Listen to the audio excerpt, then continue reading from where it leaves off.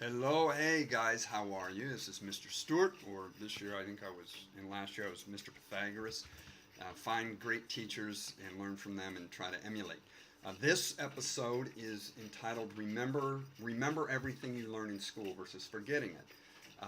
Most of us, and I've warned you about this, you get out in the real world and you're told to forget it. Well, we're not going to do that because we're going to make it relevant to us.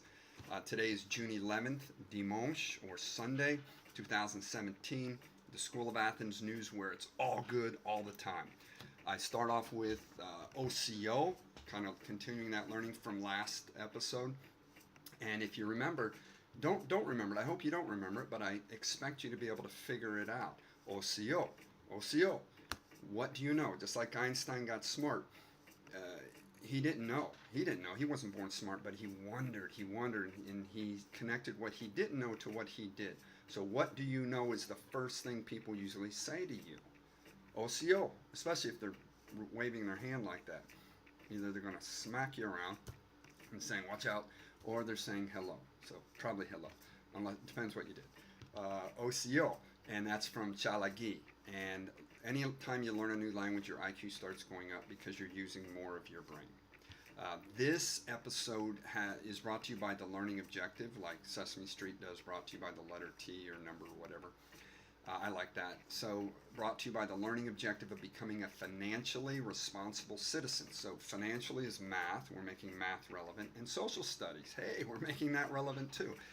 And if you use the knowledge you're learning in school by applying it to your own life, it does become relevant, very specifically, personally relevant.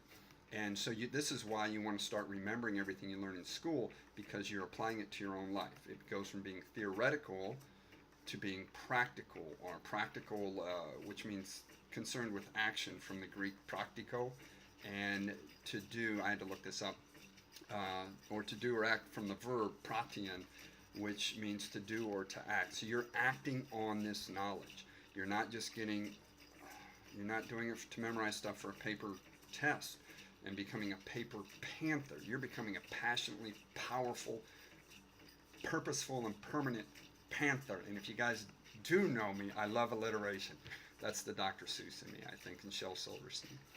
Now, you have to, in order to achieve an objective, you have to have goals. The objective is the destination. The goals are the stops along the way. So, how do you become a financially responsible citizen?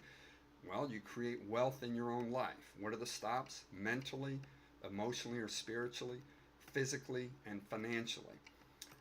Learning activities, the things you need to do, we need to do to get there, that I've been doing since the last episode, because in my grief for my mom, I spent way more than I could afford.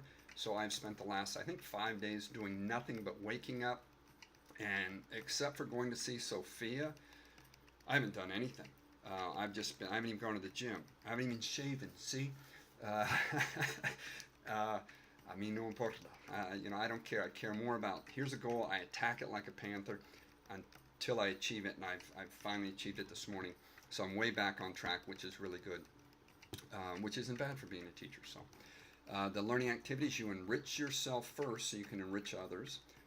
You enlighten yourself first by reading how to achieve wealth in your life in the different areas, and then writing about how you can do it. So you take what you've read, the knowledge, and then you're writing about it.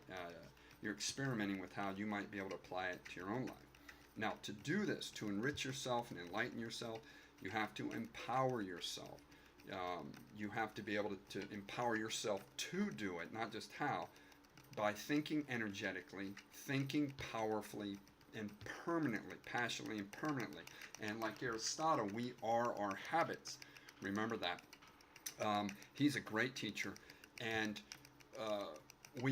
all we are is where we are, where our habits have brought us. Do you have a habit of giving up? Well, then you tend to be giving up. You don't say, I'm a loser, I give up. Just say, up until now, I've given up.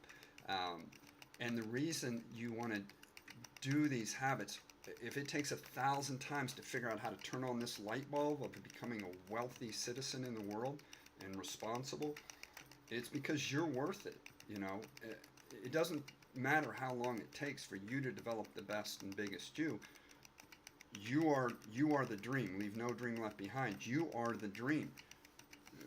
teachers and parents, we don't love you and work this hard for a paycheck. I found out I don't even get paid to be a parent, man. I didn't know that. I thought, I was a little upset. No, I wasn't. But I did have fun with it. I told my kids, say, look, I just found out I don't get paid to be your dad, so quit making it hard. So, stay you until later. Be brave until then. Be brave enough to dream big, do big, and be big. And from my mom and I, which is just one of her mugs, Dad gave me, so thank you, Dad. Find the hero in you. Go for it. Love you guys.